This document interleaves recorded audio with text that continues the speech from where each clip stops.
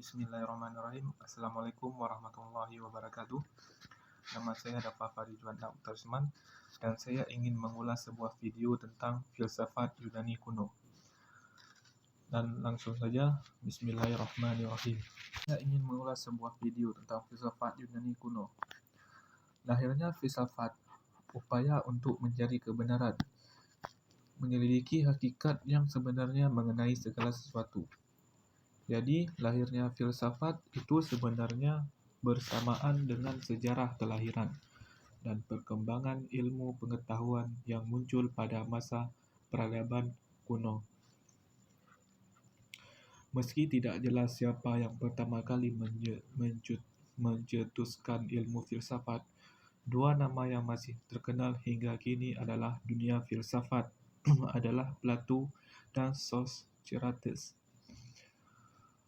Kelahiran pemikiran filsafat diawali pada abad ke-6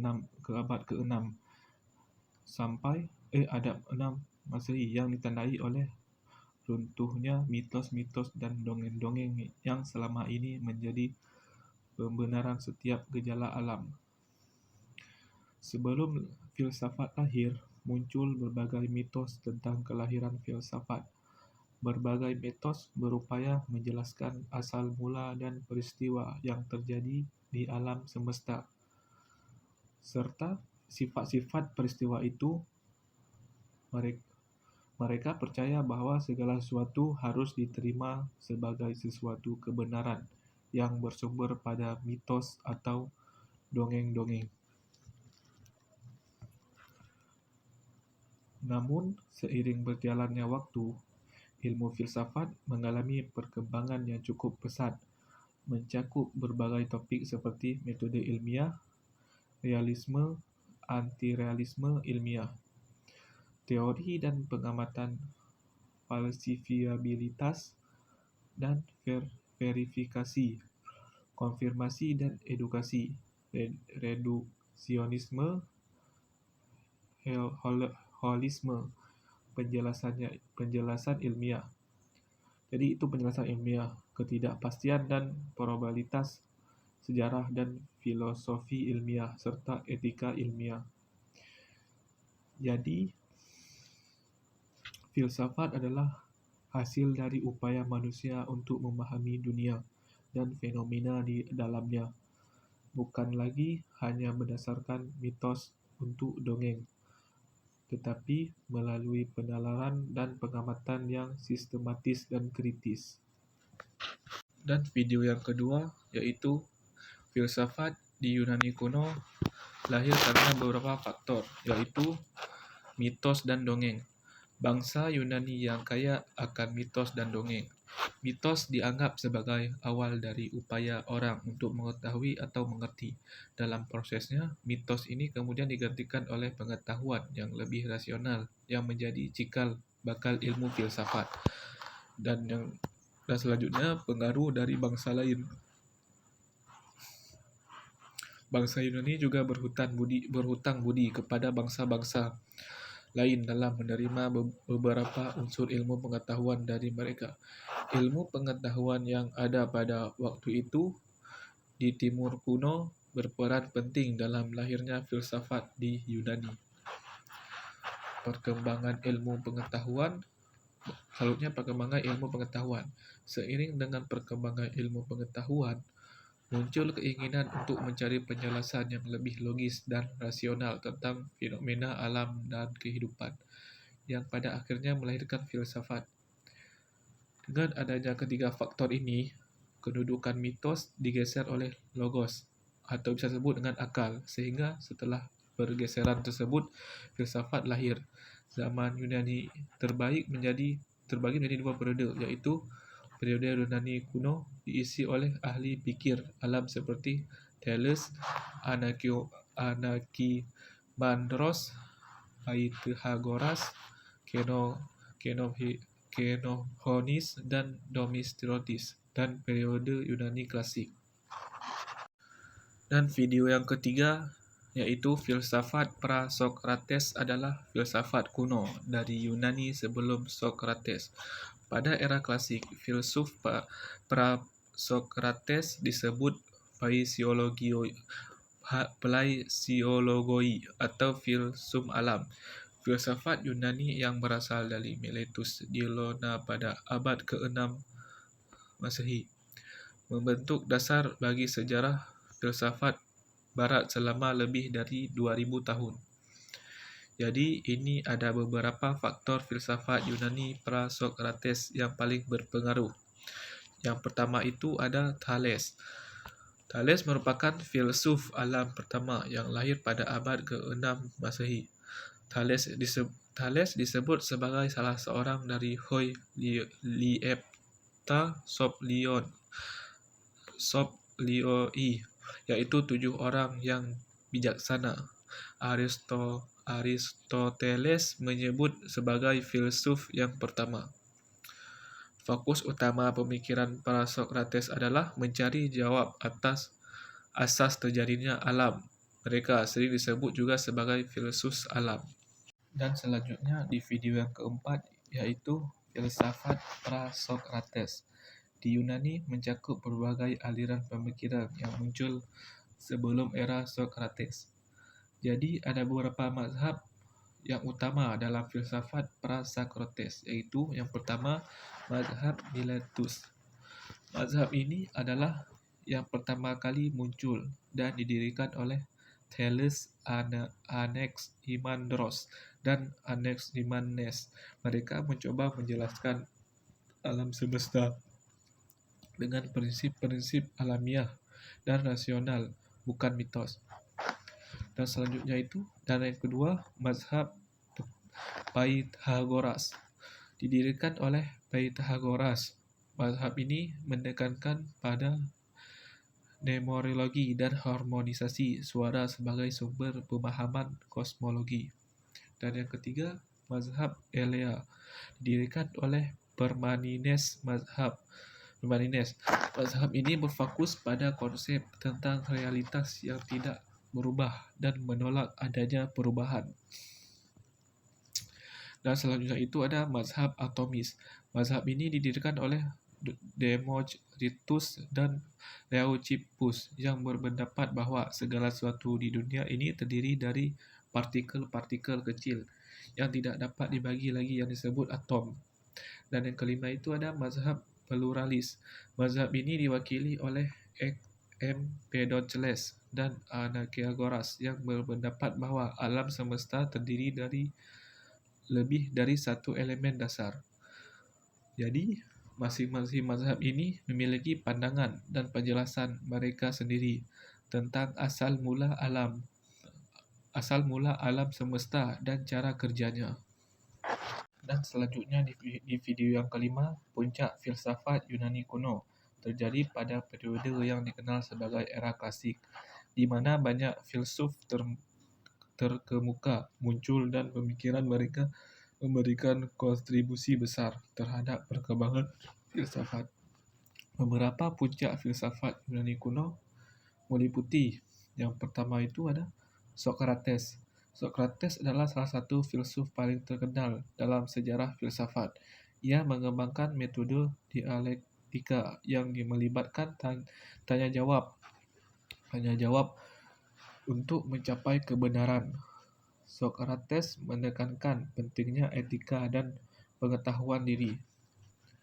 Dan yang kedua ada Plato. Plato adalah murid Sokrates dan pendiri akademi Sekolah Filsafat Athena.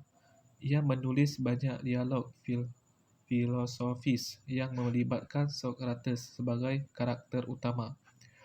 Plato mengembangkan teori ide, di mana ia berpendapat bahwa realitas yang sejati terletak di dunia ide yang abstrak. Dan yang ketiga ada Aristoteles. Aristoteles adalah murid Plato dan pendiri Lyceum, yang merupakan filsuf sistematis yang mengembangkan berbagai bidang ilmu, termasuk logika, metafisika, etika, politik, dan ilmu alam. Aristoteles menekankan pentingnya berpengamatan dan pengalaman dalam memahami dunia. Dan yang keempat ada Epicurus. Epicurus adalah pendiri aliran filsafat Epikureanisme. Ia mengajarkan bahwa kebahagiaan adalah tujuan untuk kehidupan manusia, dan kebahagiaan dapat dicapai melalui hidup sederhana, persahabatan, dan kebijaksanaan. Dan yang kelima ada Stoikisme. Stoikisme adalah aliran filsafat yang didirikan oleh Zeno dan Citium. Para Stoikus mengajarkan pentingnya hidup sesuai dengan alam, menerima takdir dengan bijaksana, dan mengembangkan kebajikan dalam diri. Jadi, puncak filsafat Yunani kuno ini mencakup berbagai pemikiran dan kontribusi yang membentuk dasar bagi perkembangan filsafat Barat selanjutnya. Dan di video yang ke-6 ada filsafat Socrates, merupakan salah satu aliran filsafat yang paling berpengaruh dalam sejarah filsafat. Socrates hidup pada abad ke-5 Masehi. Dia Athena, Yunani. Meskipun ia tidak menulis karya-karya filosofisnya sendiri, pemikirannya terkenal melalui dialog-dialog yang ditulis oleh muridnya, khususnya Plato. Pemikiran Socrates berfokus pada etika dan pengetahuan diri. Ia percaya bahwa tujuan utama dalam hidup adalah mencapai kebajikan dan kebahagiaan. Socrates mengajarkan bahwa pengetahuan yang benar akan membawa seseorang pada tindakan yang baik, dan bahwa kejahatan hanya terjadi karena ketidaktahuan. Metode filosofis yang dikembangkan oleh Socrates disebut metode dialektika. Ia menggunakan tanya jawab untuk mencapai pemahaman yang lebih dalam tentang sesuatu masalah. Socrates sering mengajukan pertanyaan yang menggugah pemikiran dengan tujuan untuk mendorong orang lain merenung dan mempertanyakan keyakinan mereka sendiri. Namun, Socrates juga memiliki musuh politik yang kuat. Ia diadili atas tuduhan menghina dewa-dewi dan merusak pemuda. Socrates akhirnya dihukum mati dengan minum racun cicuta pada tahun 399 Masehi. Meskipun demikian, warisan filsafat Socrates terus hidup melalui pengaruhnya terhadap Plato dan Aristoteles, serta perkembangan filsafat Barat secara keseluruhan. Pemikiran Socrates tentang etika, pengetahuan diri, dan metode dialektika masih relevan hingga saat ini.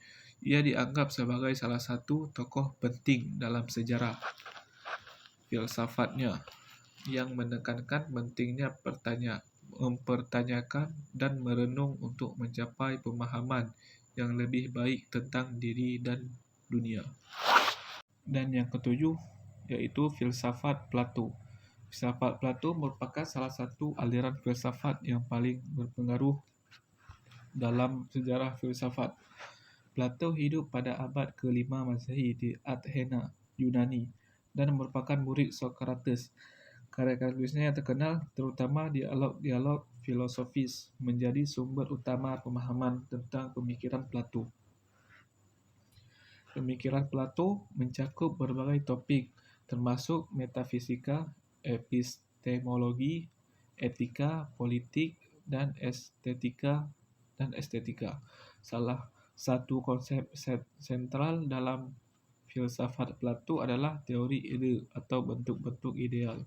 Menurut Plato, di balik dunia yang kita alami dengan panca indera terdapat dunia ide yang abstrak, di mana bentuk ideal dari segala hal yang nyata berada. Dunia ini dianggap sebagai realitas yang sejati dan abadi, sedangkan dunia yang kita alami hanyalah bayangan atau salinan yang kurang sempurna dari dunia ide tersebut. Plato juga mengembangkan konsep tentang jiwa dan teori pembelajaran dan teori pembelajaran.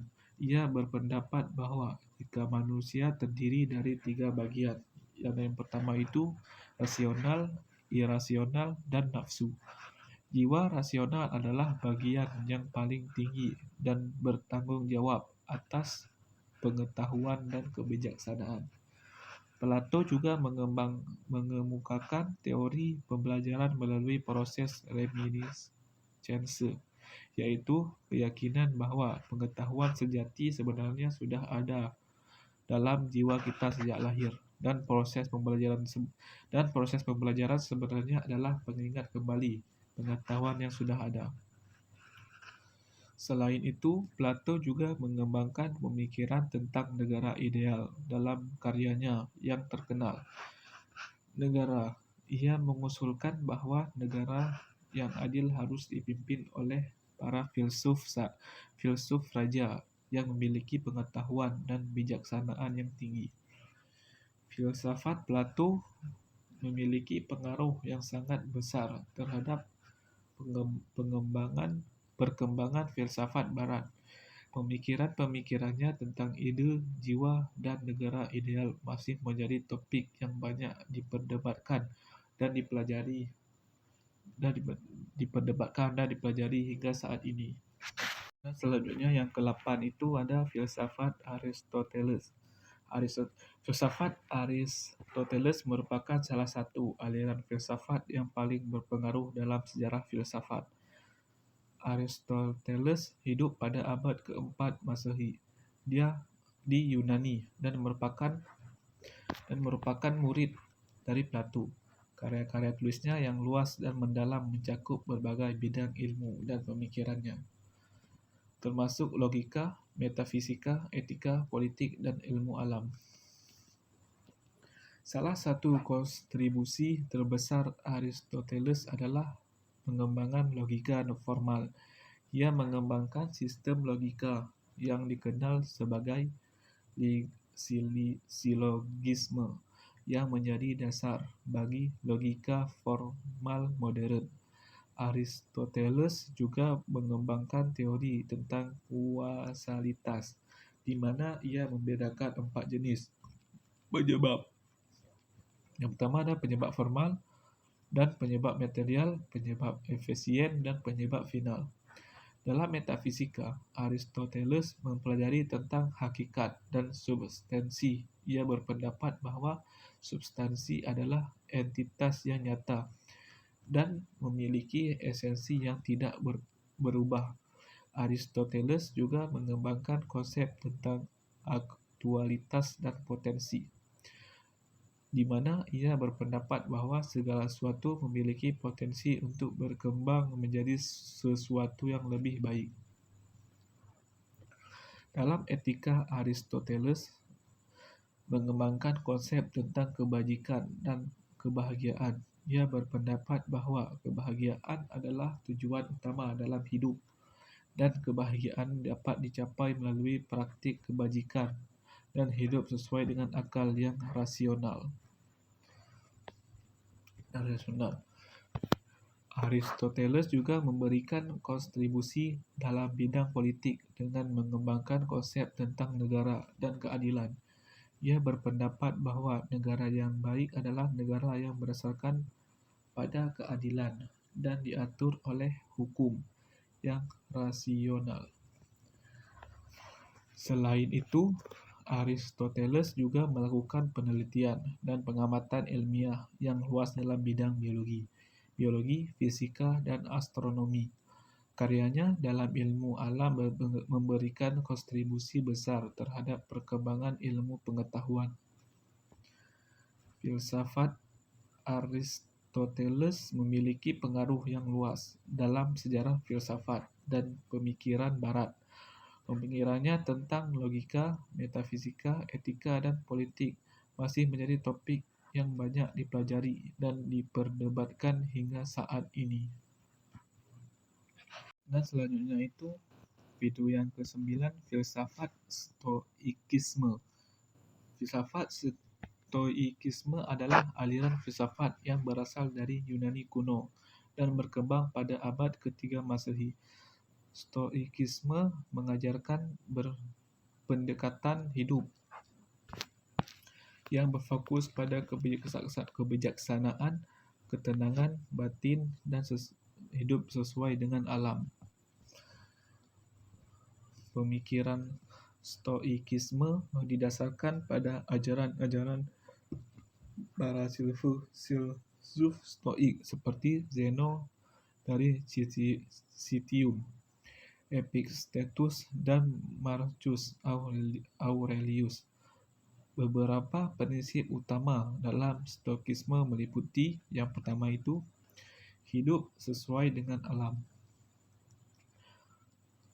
Stoikisme mengajarkan bahwa seseorang harus hidup sesuai dengan alam dan menerima takdir dengan bijaksana, menerima apa yang tidak dapat diubah, dan beradaptasi dengan perubahan adalah kunci untuk mencapai ketenangan batin. Dan yang kedua, yaitu pemisahan antara hal-hal yang dapat dikendalikan dan yang tidak dikendalikan. Stoikisme mengajarkan bahawa seseorang harus fokus pada hal-hal yang dapat dikendalikan, seperti pemikiran, sikap, dan tindakan mereka sendiri. Hal-hal ini di luar kendali kita, seperti keadaan eksternal, harus diterima dengan bijaksana. Dan yang ketiga, kebijaksanaan dan kebajikan. Stoikisme menekankan pentingnya kebajikan dan kebijaksanaan dalam hidup. Mereka mengajarkan bahawa kebajikan adalah satu-satunya hal yang benar-benar baik dan bahawa kebahagiaan sejati dapat dicapai melalui pengembangan karakter dan perilaku yang baik. Dan yang keempat itu pengendalian emosi. Stoikisme mengajarkan pentingnya pengendalikan emosi dan pengembangan ketenangan batin. Mereka percaya bahawa emosi negatif seperti kemarahan dan kecemasan dapat diatasi melalui pemahaman yang lebih baik tentang alam dan kebijaksanaan. Dan yang kelima, penerimaan kematian.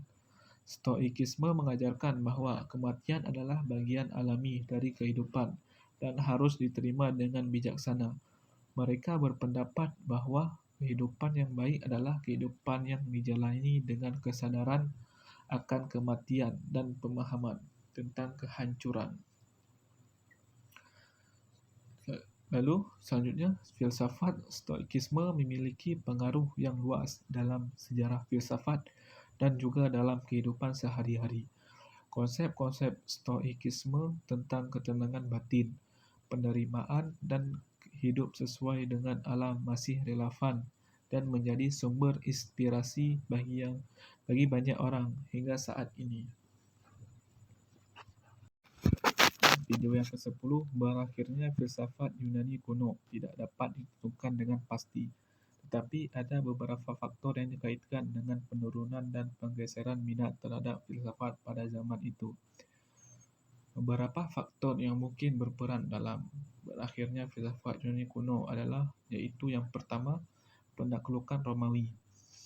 Pada abad kedua Masehi, Yunani dikuasai oleh Romawi. Penaklukan ini membawa perubahan politik, sosial, dan budaya yang signifikan.